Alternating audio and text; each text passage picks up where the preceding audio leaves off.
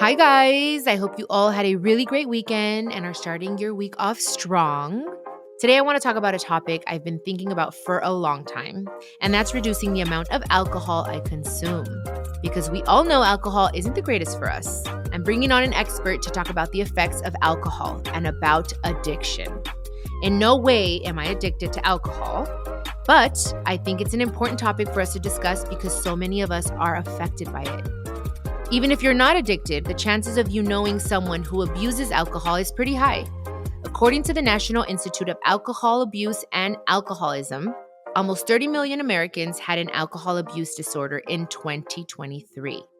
Anyway, let's bring on my guest. His name is Joe Girillo. He's a marriage and family therapist, and he also has over 20 years of experience treating people with chemical use disorders. Hello, Joe. Welcome. Welcome to the podcast. Hi, nice to see you. Nice to meet you. Likewise. How are you today? I'm great, thanks. Good. I'm so happy to have you because I have been wanting to drink less. I have been drinking less, but I want to stop completely, and we'll get into that later. But why don't we start off with you telling us a little bit about yourself and your experience with helping people with addiction? Sure. I'll try and make this brief, even though it's a very long story. I grew up in a house where there was no alcohol at all. And as a kid, we never had alcohol at the table for dinner or anything like that. I grew up in a Catholic Italian family. And when I was 14, I had an older brother who passed away from cancer. It was a very traumatic experience for our whole family. Oh my goodness. I started falling in with friends that were drinking and smoking weed. And so my life took off on a trajectory where I normalized getting high to manage my emotions and stuff like that, getting drunk just about every day, drinking probably most days of my life until the age of 42 when I stopped from the time I was 14. Oh, wow. Other little things in between there, but alcohol was always the constant. I found out when I was about 25 that my grandfather had been a horrible alcoholic up until we grandchildren were born. But I had no consciousness of that beforehand. Suffice to say, I got jobs in a career I was not interested in after college, in sales and marketing and stuff like that. And around the age of 36, I decided to go back to school to become a therapist. Because when I had come home from college, included with my heavy drinking and stuff, I had pretty much what you would call a nervous breakdown and became very suicidal. Got into therapy with MFT, who helped me tremendously to be able to kind of back away from the ledge and find a way to value myself and my experience in life. I kept drinking though. And then I went back to do my master's in marriage and family therapy, took like a 1-unit course in alcoholism that they were teaching as part of the curriculum, which I think is horrible, but that's pretty much the standard these days. You don't get a lot of training in it unless you work in the field with it. So that happened. I got married for the first time at the age of 42 to a girl I had a mad crush on in high school. And we were very happy. And we drank together a lot. I have to say that before that part even, I got a career for, like about 7 years where my life was about selling wine and spirits to retail, which allowed me to become a professionalized drunk because I was able to drink every day, and it worked really good for me. And I enjoyed it. I enjoyed the vast majority of it. Got married at 42. 2 years later, my wife and I, who drank together for fun all the time, my wife was getting sick and we couldn't figure out what it was. And it turned out that what was happening was she was literally dying of alcohol poisoning because she was drinking so much. And she had developed a syndrome where she couldn't hold any food down. So she would vomit, when she woke up in the morning. She would drink wine. It would calm her stomach down. Anything she ate during the day, she'd throw back up. And after about a month of not being able to hold anything down except alcohol, she was really, really messed up. Now, it's not unfamiliar for alcoholics to vomit in the morning when they've gone long enough without alcohol that they start to go into withdrawal symptoms. We got her into treatment over at Los Encinas in Pasadena. As far as I'm concerned, they pretty much saved her life and our marriage. But she did the hard work by staying sober. But I quit with her at the same time and realized just a couple of days later how far down the path I had gone without even realizing it. Because we just kept normalizing it over and over again. Getting drunk, being hungover, all that stuff. It's only wine, all the stuff that goes on in your head, because the nature of alcoholism is to kind of minimize and justify and rationalize all the consequences and behavior that you're going through. In my household, there wasn't necessarily alcohol at the table when we were having dinner, but it was very normal. Tequila has been a part of, our life and our work. And I didn't really drink much like a few years ago. And as I started going on stage, it became it's very much part of the culture, the type of music that I sing. And your job is to get everyone drunk. And I'm pretty good at that. So of course I'm drinking, but I never liked how I felt. I've never liked it. I'm like, I'm poisoning my body. My brain feels different. I'm sluggish. I have a lot of brain fog, but I would ignore it just for the sake of I'm drinking because it's a way to socialize. And, I'm not going to be any fun, or can I have fun without alcohol? And right now that you said wine, I just recently stopped drinking hard alcohol. And now I'm like, oh, but wine, it comes from grapes. And it's a little natural. It's natural. It's better. So I was in New York a few days ago and I hadn't drank in a while. And I'm like, I'm just going to have a glass of wine. And I told myself just one, but I felt it right away. And I didn't feel as bad as I do with tequila, but still I can see it in my eyes and in my energy level. And I'm like, okay, I need to just cut this, just nip it in the bud, which is why it's so perfect that you're on the podcast. But you've been sober now for how long? I've been sober now for 22 years. And have you still had a lot of fun after the alcohol? I have had so much fun. In fact, I've had more fun because I don't have to worry about the things I used to worry about. It's interesting because when I worked at Los Encinas, I worked with Dr. Drew Pinsky. I don't know if you're familiar with sober celebrity rehab and all that stuff that was going on in MTV 15 years ago. Okay. Reality television having to do with rehab and so forth, sober living and all that. And Drew is a brilliant doctor, understands addiction like nobody I've ever worked with before. But there was a team of us that worked there for that time. I was in there for like 7 years, and I learned so much about addiction on a daily basis because I worked in the rehab section, which was called the Briar Unit, where we had people come in. We would help them detox medically, because, there's only two types of chemicals that you really need to detox in a hospital for. One is alcohol, and the other is benzodiazepines like Ativan, Xanax, Klonopin, stuff like that. Okay. Because both of those, if you try and do it on your own, you run a high risk of seizures, blood pressure spikes, strokes, death. I've seen people die detoxing at home. Okay. Oh, wow. And most people don't know this. Most of the people think it's like heroin and meth or the bugaboos and stuff like that. Those don't kill people by themselves. But you mix any of that with alcohol, it will. And if you don't detox in a hospital, when you're an alcoholic, if you've been drinking daily, you really need to be under nurse's care and on a medical protocol to survive it, because it's serious stuff. Yeah. And how do you know, Joe, when you're addicted? Like, what are some signs? I mean, because I have a friend that I think, okay, she's definitely an alcoholic in my mind, but she's like, no, it's the only thing that takes my stress away. And she's like, even if I have 2 or 3, I'm like, well, you're drinking every day. But anyway, you tell me, what are the signs? Really good question. There's 2 ways to look at this. One is the signs of the things happening, and then the other is the signs of the things not happening when you stop. In terms of the signs of what's happening, well, our definition over at Los Encinas for addiction, period, is the intense desire to use, even in the face of negative consequences. You know you're going to lose your job if you show up to work drunk. You know that your husband's going to leave you or your wife's going to leave you because they've had it with you already, and you've made ultimate promises, for weeks, months, and years that you're not going to drink anymore. You're starting to get sick. You're starting to feel ill. You're starting to not feel yourself, and yet you still continue to drink. Any number of different things that are consequences. You get your driver's license taken away, or you get 2 DUIs, 3 DUIs, and you still drink and drive, of course, because the idea of not driving yourself to your drink is ridiculous. But Those are literally the types of things. When you start to recognize that you choose to drink, no matter what the danger is or what the threat is or what the thing is you could lose your career. Everybody could turn against you. We've seen it in the media a million times. Yeah. As long as somebody's partying and they're holding it together, everybody thinks they're so cool. And as soon as something bad happens to them, everybody thinks they're a total loser. That's so true. Yeah, that kind of impact itself is a negative consequence.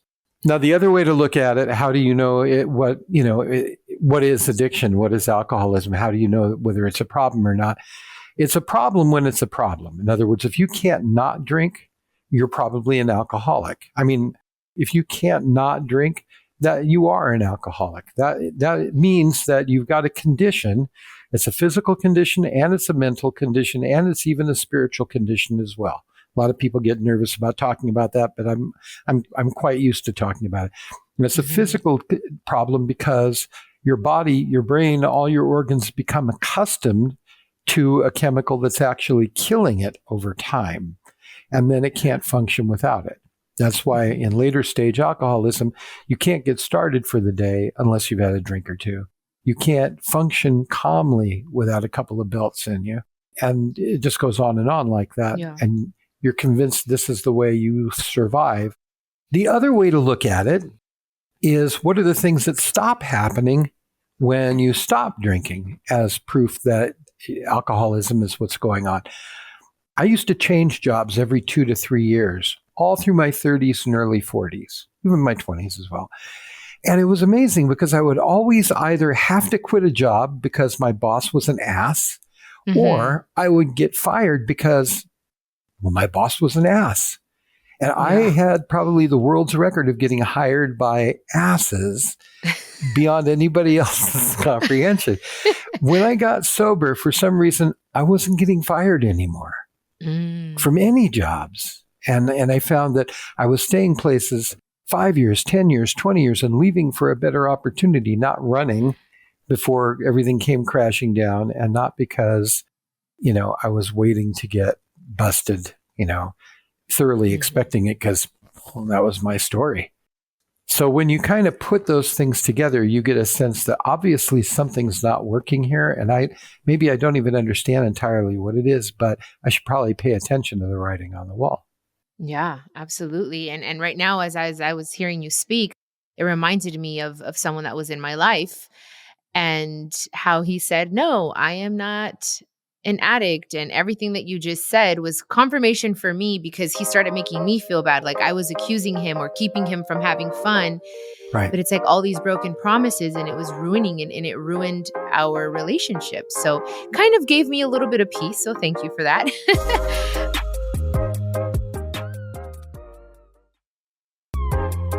I did want to ask you, do you think that it's okay now knowing what alcohol, more than ever, what it does to the body, what it does to the brain? And I want to get a little into like the brain because that's like my main concern.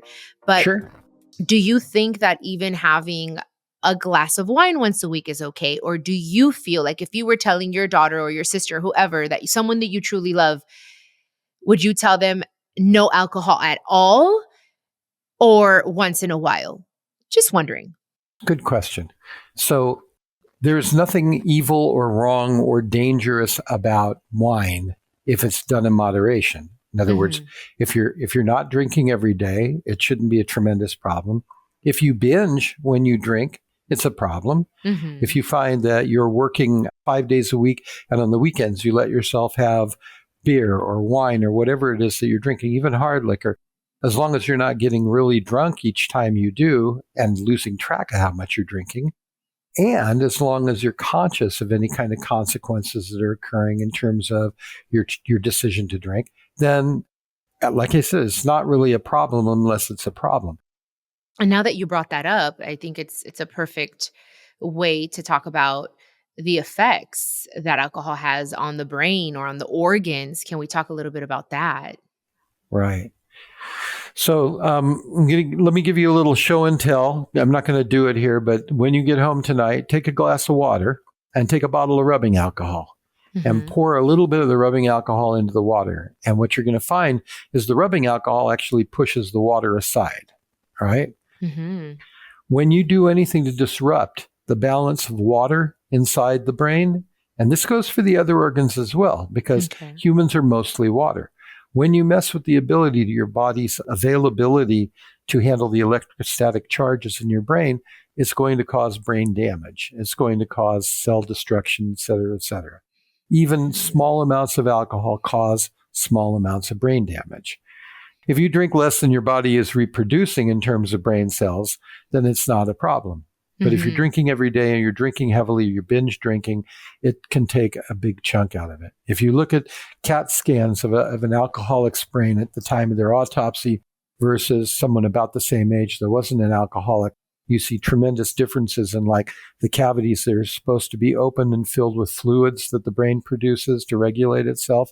And the mass material of the brain actually has shrunk over time. Quite often you have what they call water on the brain because the chambers are actually breaking down inside the brain over time because you've got a very sick brain that doesn't work. Yeah. There's a condition called wet brain that when people who are in late or end stage alcoholism develop a kind of dementia, alcoholic dementia.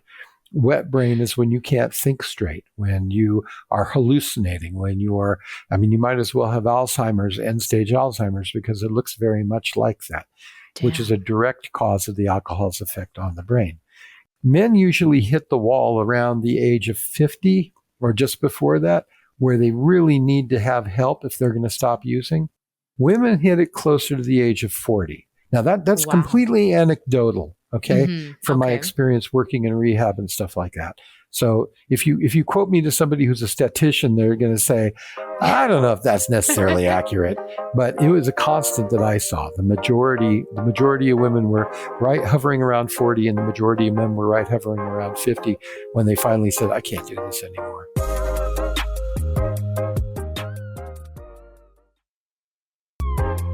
Now that we're talking about the damage that it causes, and I'm glad you brought up, because a lot of people are like, I'm 20, I'm young, and it's not going to affect me. But is it like long term? If you continue this behavior, it will, right? Is this damage irreversible? It's not just the brain either. I mean, the damage that you do to any of your organs, most of it is pretty much reversible over time. But most people I know who quit drinking even in their 40s recognize into their 50s and 60s that they started having problems cognitively, back in their 40s and really just kind of dismissed it as being the role of alcohol. But when you take alcohol out of there and you're still having problems with memory and stuff like that, then you recognize that this is like something that's left over from a long time ago that's not going to necessarily clean itself up completely. Now, on the other hand, the fact of the matter is that the other organs of the body outside of the brain are also getting damaged in the same time. Cardiovascular system, all the veins and arteries and stuff like that take a real beating when you're flooded with alcohol. All right. Again, don't forget, when you're drinking, alcohol is replacing water and being a chemical that your body is trying to produce. Your kidneys will start to fail after a time. Your liver is basically the oil filter of the body, right? If you can imagine, the liver is the filter, which is why I can never understand why people go to a restaurant and order liver for dinner, because it's the filter. Why would you eat the filter? That's disgusting. I cannot. Yeah, no, thank you. I agree. But the liver has different stages. You've got 3 lobes that make up your liver, 3 lobes of the liver combined. And the fact of the matter is they're all affected in different ways during the course of a person's drinking. The first thing that they find, quite often they can diagnose alcoholism if they really need something physical like a lab to diagnose it. They'll recognize it by decline of the liver. The first thing they see is what they call elevated liver enzymes.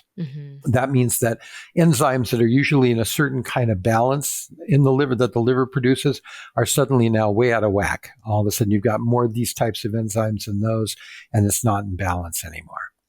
The second phase is called fatty liver. Fatty liver means your body is no longer breaking fats down because the liver is not capable of helping with that. And the other organs of the body that help break down fats that are coming in and fats that are stored can't do their job anymore, and it starts to show up. The fat that's not getting processed jams the liver up, and then it can't clear them, so your liver does a worse job than ever. The third is called cirrhosis. And cirrhosis of the liver is to the liver what emphysema is to the lungs, basically, which is where the baffles that are physical baffles that catch and collect garbage and get rid of it so that it doesn't destroy the filter itself start to break down. That's what happens when people die of emphysema. They have nothing left to breathe into anymore. They're just like these. They used to have tons and tons of these little teeny sacs that would transfer oxygen out of the blood and stuff. And now the sacs broke and they don't do their job anymore. The liver does the same thing in cirrhosis. Yeah. Everything is reversible up to the point of cirrhosis. That is, if you stop early enough. Okay. Yes. Oh my gosh. So it's very serious stuff. And this is the thing: when you're younger, all this stuff sounds so remote. Like, that's not going to happen. That's not going to happen to me. I'll stop before then, or I just went to the doctor. I got a clean bill of health. I'm doing good. And people don't want to see what the long-term effects are because they're really not available to them till later. Yeah. I mean, now that I'm getting older, I'm thinking I want to feel better. I want to take care of my body. And sometimes I hug myself. I'm like, I am so sorry that I did not take care of you better, but I'm going to do my best now. And we just talked about it on the podcast about detoxing and detoxing the liver and how important it is to detox your organs and the body. I've done a lot of cleanses, I'm like, okay, no alcohol for 90 days. And right now my body's just not wanting it the way it used to. Again, because I'm on this, I want to be the healthiest version of myself. I'm about to hit 40.